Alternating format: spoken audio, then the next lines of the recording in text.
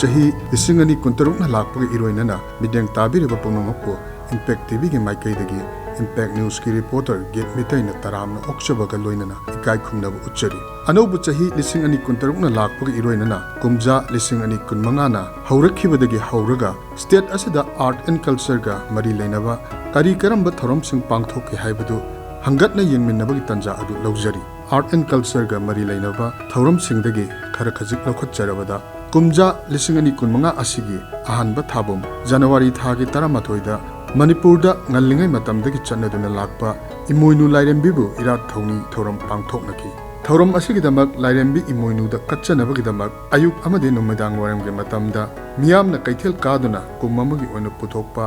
injang napi anau atek amade ngana singba leinaki numedangi matamdana yumdong khudingda laining laishongi oiba thabak thorom singa loinana mathel lukoi langduna lairembi imoinubu irat thonibagi thorom pangthoknaki Irat Thaunigi Thoram Asi Lining Thau Sanamhi Temple Board Yauna, Wangkhaining Them Pukrimapal Amadi, Atai Mapam Singda, Laikai Laikai Miyamna Saruk Yaduna Pangthoknaki.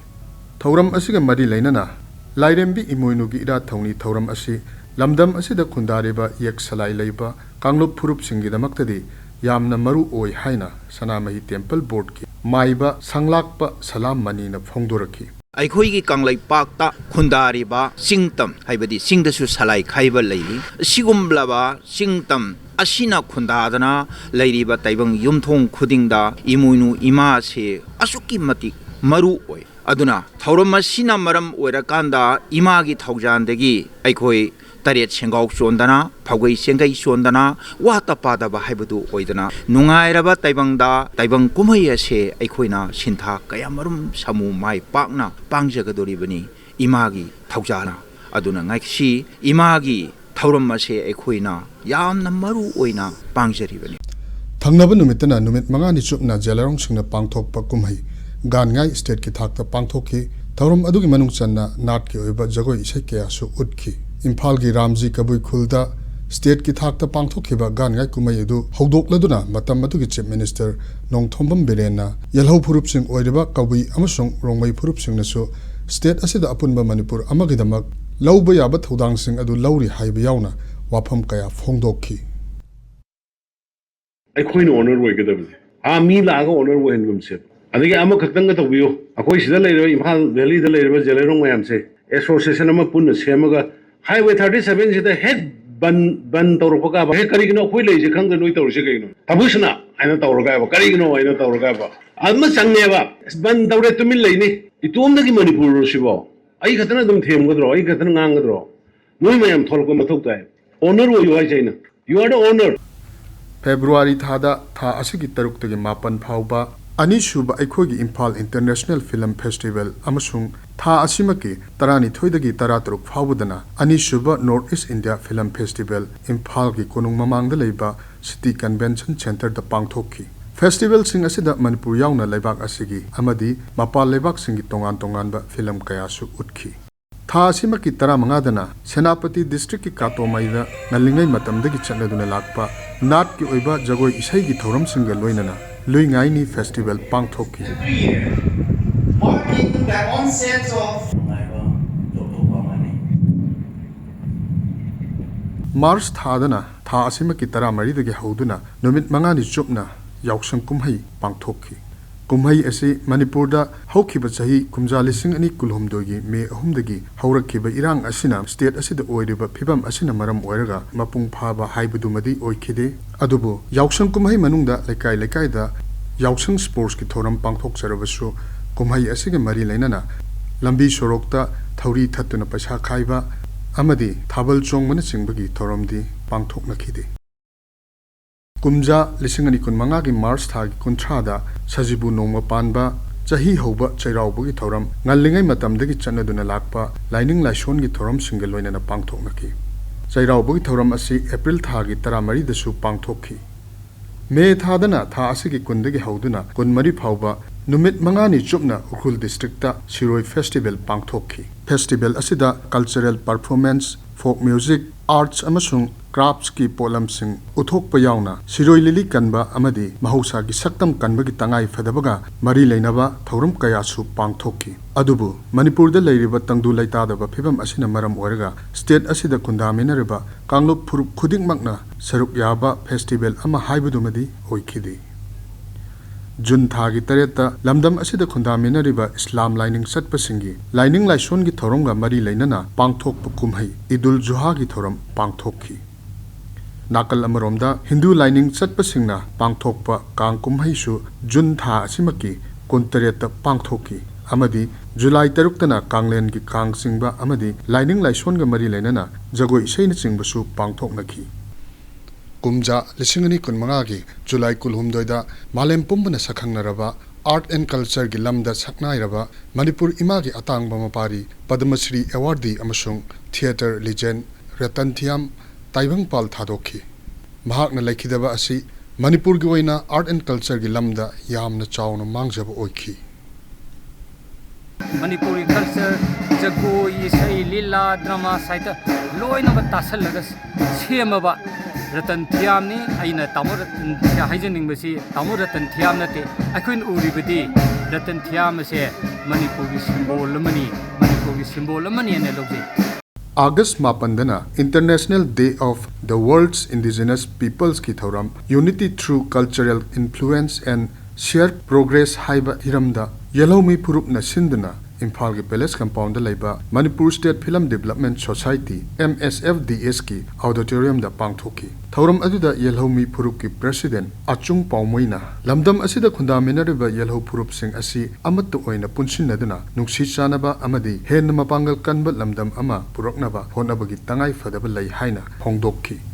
Iramdam asigi yellow proof habase akoi kopna yengsenbadi draka lei maramdi maduna hayeng khurak ina lai saba aduga khujinda tum sangba akoi ahalaman singi wahi lei kangkade lin sangba hana masi munna yenghodaba taragadi ngasi thokiba laibak thiba thodok 2023 gi May gi 3 da thokiba thodok tegi su hena sathiba su thorok yai maram maduna koi masigi mangjin thana Manipur gi leader oibiriba mipum khurimak na masi munna thijanba munna yengsenba mathau tai maramdi ahanba soikibadasu ningamdre aduga masi fauda khobjin tasanba ngamdadna leiringai sida amukka hanna masi munna yenghodabadagi koi yellow proof se phajana khomjin tasal hodragadi akoi asengba yellow proof se puthokpada natraga punsinbada awaba oigani hanna muka asoiba angamba lakpa taragadi akoi hena yellow proof ki awaba oigani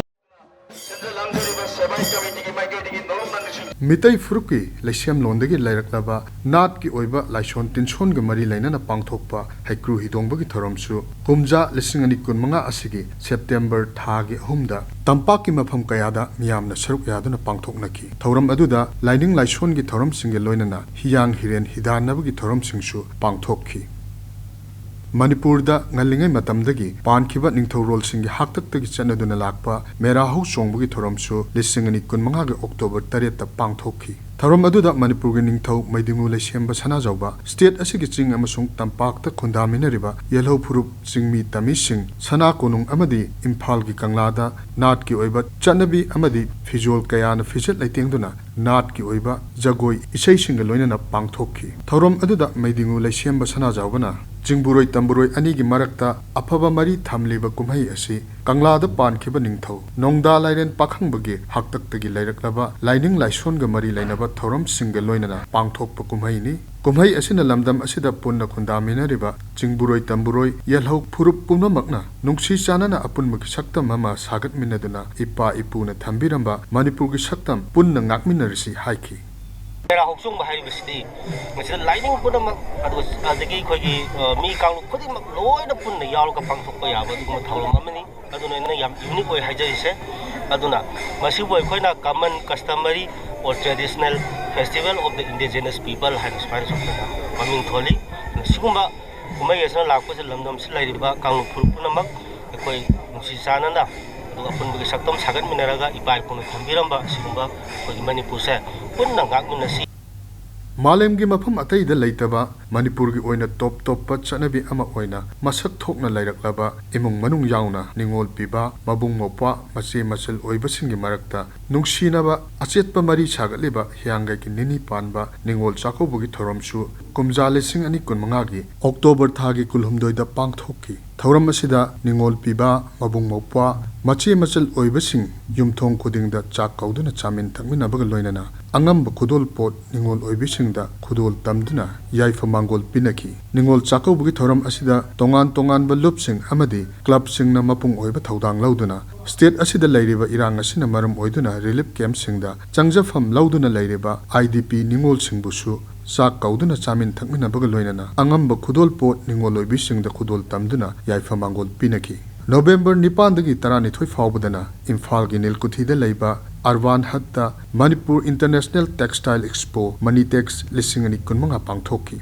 state असिगी ओइबा इना खोलबा नाट अमसुंग culture याउना लमदम असिगी ओइबा पोथोकसिंग खुद सा हाइबगी पोलमसिंग उतखिबा expo असिदा मालेंगबी तोंगान तोंगानबा लेबाकसिंगदगी लाकबा मियोइसिंगसु सरुक याखी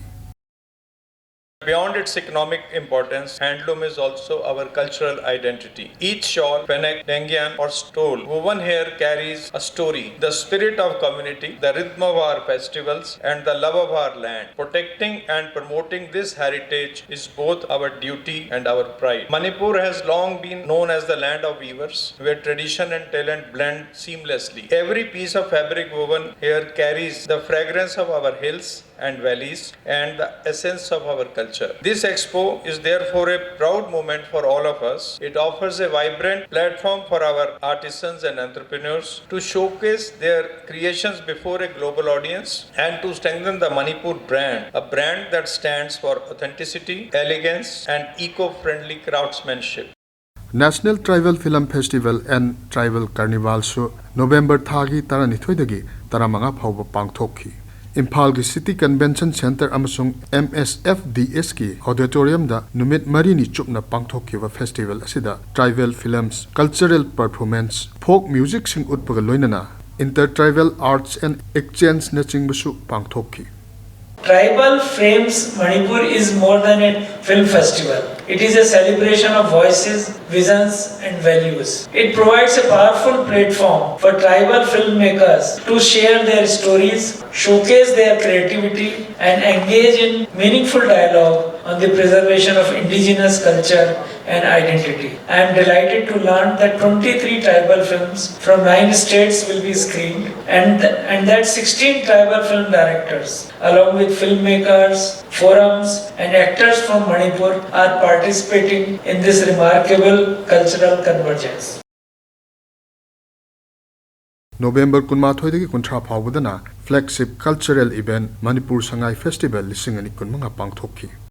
Sangai Festival, celebrated across different venues, embodies the spirit of unity and inclusiveness. It provides an opportunity to experience the best of Manipur, its dances, music, crafts, traditional sports, natural beauty, and above all, the warmth of its people. As we inaugurate this 12th edition of Manipur Sangai Festival today, let's reaffirm our shared commitment to oneness, harmony, and collective progress. The festival plays a pivotal role in promoting tourism, generating tourism-related employment, and strengthening the economic foundations of the state. Its impact is not only for the 10 days. We are looking at the future of Manipur by projecting it as a state which has huge potential. Few days back, we had a exhibition called Manitex Expo. Large number of people from outside had come and signed various agreements, contracts with our entrepreneurs for handloom textiles and various other things. Kumja lisingani kunmanga ki December mangadana Manipur State Kala Academy Award lisingani kulhumdoi kunmari ki mana lanthokpa ki thoram Imphal ki Jawaharlal Nehru Manipur Dance Academy da pangthokki thoram aduda Manipur State Kala Academy Lifetime Achievement Award thoiding jam tombi da khusinnabaga loinana artist sing performer sing aiba sing amasung naha sing yauna art and culture gi tongan tongan ba lam sing da saknairaba punna miyoi humphuma panda award lanthokki It also reaffirms our collective commitment to preserving, nurturing and advancing the rich artistic and literary heritage